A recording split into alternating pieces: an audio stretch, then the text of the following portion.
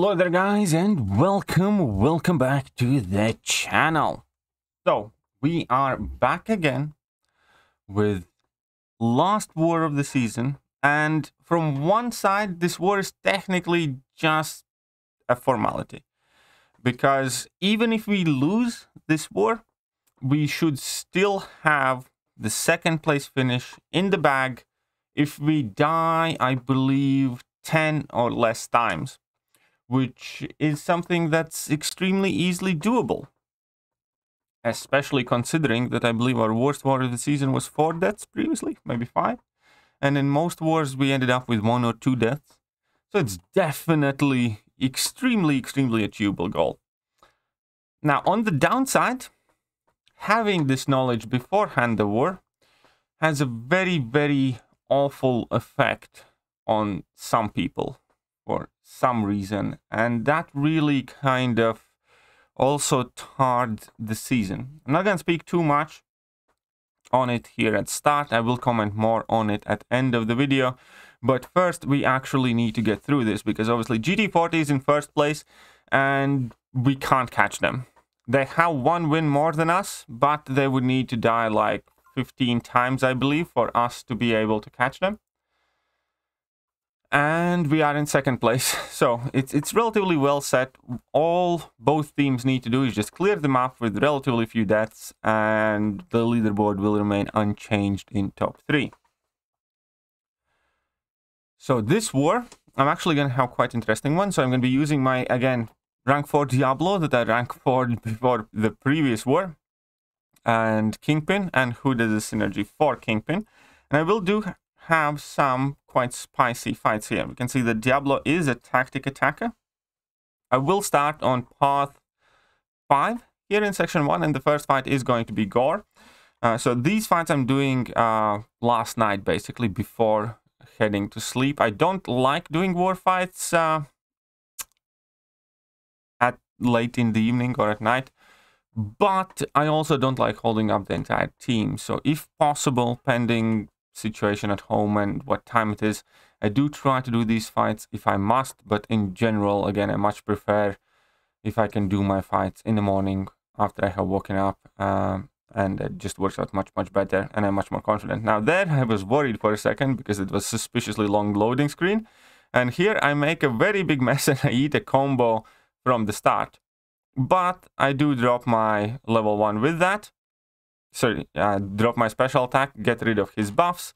Now I'm gonna bait out a special attack from him, and obviously this has ebb and flow knockdown, and I actually didn't knock him down again to get that 40% fury, but it wouldn't matter too much in this case either, because the most important point for this fight is I have Kingpin synergy for Diablo, and that means my poisons are passives, and every time I knock Gore down on this node, he goes debuff immune, but he does not gain any immunity to passive poisons, obviously. So after that little whoopsie start, obviously Diablo just absolutely melted him. So many buffs, so much power, so many poisons, job's done. Didn't worry about this one too much. And now the next fight is Thing. I could use Diablo or Kingpin for this match, but I'm just gonna go with Kingpin because of Battlegrounds. I have used Kingpin against like 1,500,000 things in so many different metas that I'm not worried at all. And here we can see that I activated Power Stat 1 boost for the first fight. Didn't really need it, but you know, it's fine. And that carried over to this Kingpin fight, and that Thing is just melting because Kingpin's degeneration reduces Thing's ability accuracy, obviously inflicts damage over time as well, but that reduction in ability accuracy is slowing down his rock stack gain. And even if he does trigger protection, it gives me a chance to bypass the damage reduction as well, as we can see here. And this fight, for such a big chunky thing, 35 seconds, Kingpin, no problem. And this is the fight why I kind of had to do or wanted to do my fights early. We have hazard, shift, spot, insult, injury. So the base point is my parries will not work pretty much ever. But other than that, super easy fight. So just bait out a heavy attack, drop a level 1, after I have dropped my level 1, there will be less chance to trigger hazard shift debuffs, which is fine. You know, I wouldn't mind extra damage, but that's okay. But the most important thing is that spot and him gaining his spots is also subject to ability accuracy reduction. So with that degen on, he has less chance to gain spots as I hit him. And that basically means that I will never have to deal with untouchable in this fight, especially if you know when and how to punish his special attacks. That reduces whatever spots he gain. And here we can see full health finish. He never got above, I think, 3 spots. And the job was done there. So Kingpin, a bit of a monster. This fight is the one that I was worried about the most, that I will have to take later. And that is because of the return policy. My officers had assigned Diablo to me, but I realized that if I take a Punisher's special in block, or if he has some buffs active and I throw special with Diablo, he's going to end up gaining a ton of power. So we were kind of talking about how to approach that fight the best. But first we need to get there. And in order to do so, I actually need to deal with this Korg here first. And this is also going to be a bit dodgy fight. So it's 1 too many hits, and obviously Korg's planetary endurance attacker. The rest of the nodes don't really matter too much there, aside from the power snack. So I do need to worry about Korg's power levels in this fight. But using Diablo, especially with Kingpin synergy here, obviously does mean that, number 1, he can't shrug off my poisons. Number 2, all my attacks are energy, and we're good to go. But here we can see that as I hit him, he gained so much power. And at this point, I got worried. So what I figured I'll do is I'll just use my special attack and take that power sting damage. Because that special attack let me get rid of all the flourish buffs and pushed me to special 3 at that point. And obviously, as soon as you get a special 3 going with Diablo, the fight's pretty much done. There's just not much left to it. So we can see that the special 3 does solid damage. There are 14 passive poisons on Korg. I'm just going to bait out special, get a power sting on me, which is not bad. But for whatever reason, I decided to eat at level 1. And here we can see that I don't even really need to refresh those poisons. The damage is plentiful. The damage is plentiful. After level 3, that Korg just melted down and the life was good. It got dicey for a second, but we're good. And here is Spider-Ham that I have to deal with. And it's going to be pretty much all the time unblockable Spider-Ham. And this fight is not going to go pretty. Here, because he catches me to begin with, which annoyed me. Fine. Then I use my level 1, which is perfect. As soon as I get about power, he only has 1 of his spider nonsenses. And then in typical Spider-Ham fashion, he just does not want to throw his level 1. I get cornered and I was like, you know, what will happen will happen. You better throw it. So I danced like a quake in the corner with Kingpin a bit. I shook that Kingpin's booty very, very effectively. Did not get clipped. Baited out that level 1, thankfully, and kind of repositioned myself. So that's like all the fights of Spider-Ham. Either he dies in a matter of seconds, or you get a heart attack and potentially die, because his AI is just awful. His animations are awful. And that could have went so badly, so quickly. So I was very relieved to get out of that fight alive, especially in a war like this. Because, yeah, I really, really did not want to die. Now I need to deal with Null. And in theory, this is much scarier fight. In theory, this is much worse than that Spider-Ham. Because here, Null is going to be unblockable as well. There's crumbling armor, there's heal block. And did you guys hear that? Because my Siri activated for whatever reason. So this is a scarier fight. I will activate Indestructible 3 boost. Yeah, I think that was a regeneration boost, which is fair enough. So I activated the regen boost just to get a bit more health in. But I know that I'm probably going to get clipped by level 1 or level 2. The hope here is, obviously not hope, but my degen reduces Null's attack quite significantly. And here we can see that even though he clipped me, he was unable to do much of any damage to me. And at this point I get my second level 1 and I'm unblockable. And this fight finishes very quickly and relatively cleanly, 31 seconds. So it could have went spicier than it did, but I hope that the null, well, I'm happy that the null fight went as well as it did. And now these two fights, these two mini bosses that I need to take, well, both of them seemed quite dodgy to me, and one of them went very well, and one of them definitely ended up being dodgy. But obviously, I was still taking this war as serious as any other war. I was still max boosting, using 3-minute boosts, class boosts, everything else, because I really, really did not want to die.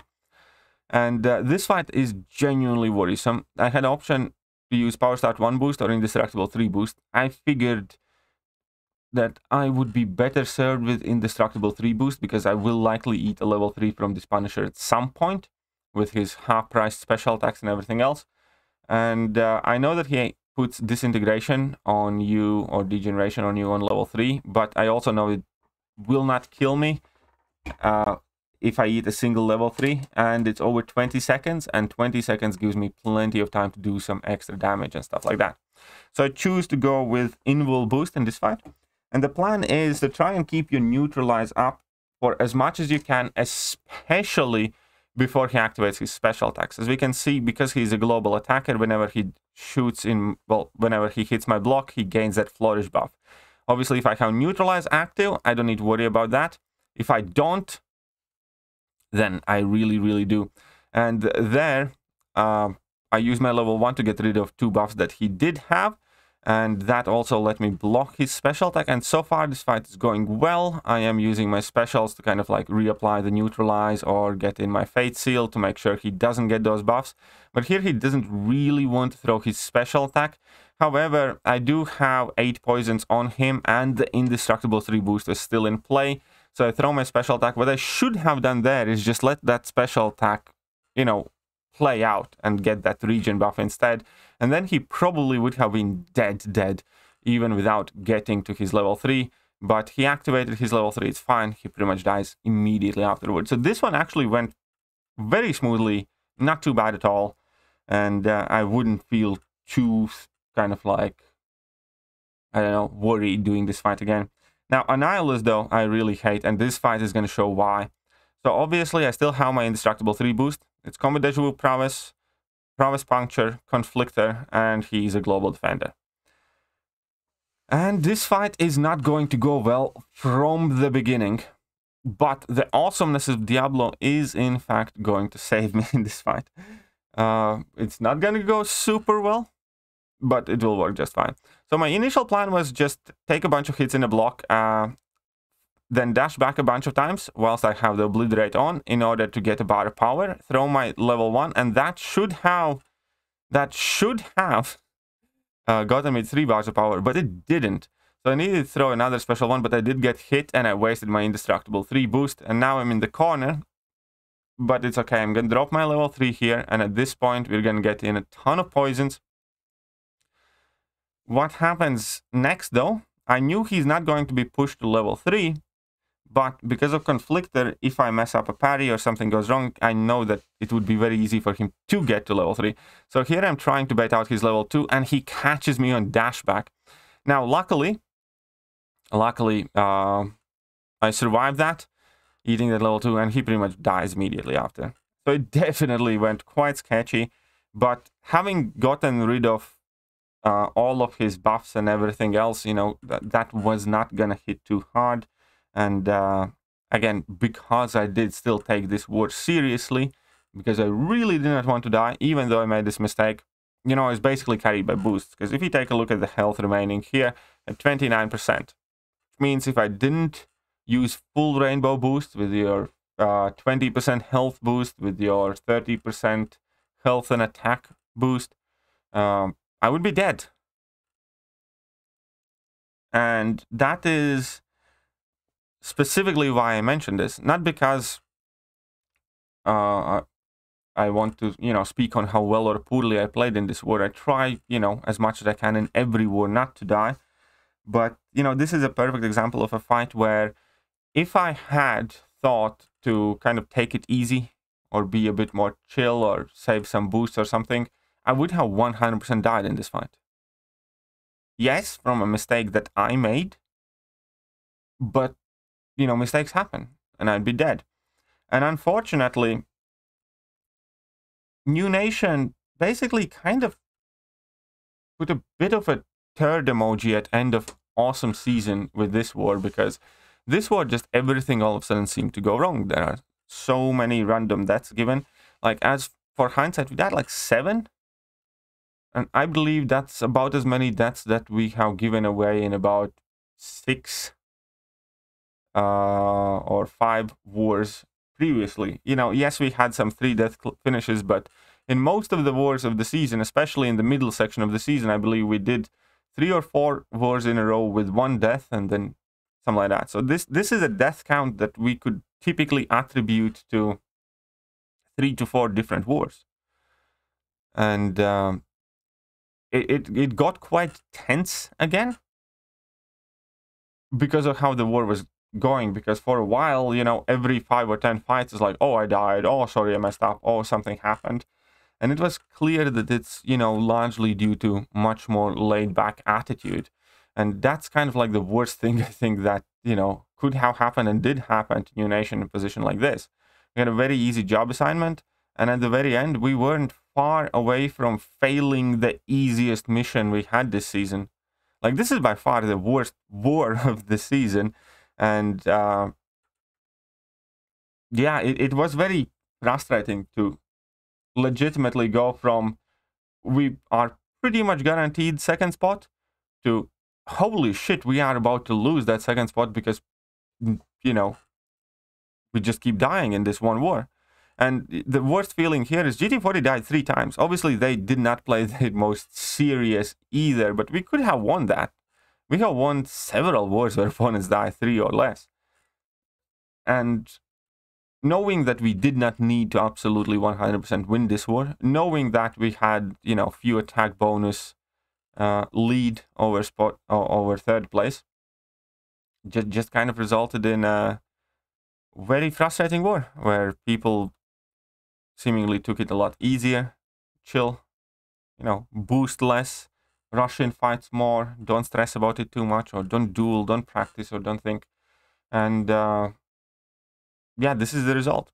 And the reason why I talked as much about this is not necessarily to try and be super harsh on New Nation. I'm still absolutely proud of how New Nation played the entire season, aside from this one war. And it is a great team to be a part of. But the reason why I mention this is it's, I suppose, a warning or a reminder to every other alliance that you can go from being on an absolute hot streak to playing as poorly as you have pretty much ever played in just like that, with flick of a finger. So the change in mentality, that knowledge that we didn't need to win this war, was immediately evident on the score sheet.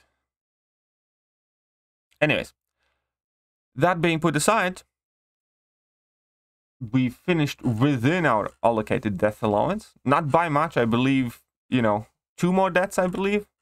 2 or 3 more deaths and we would have lost spot number 2. Luckily, we kind of stopped the bleeding of deaths early enough. But it got very hairy for a moment with officers raging and everything else. And we did secure our top 2 position, so that's quite awesome. So New Nation finishes in 2nd place in the world. We will see that podium again, and I'm very, very happy and very, very proud of my alliance. Just a shame about the very finish of an awesome season. How did you guys do? Where did you guys end up finishing? Let me know, and I'm gonna catch you guys soon. See ya.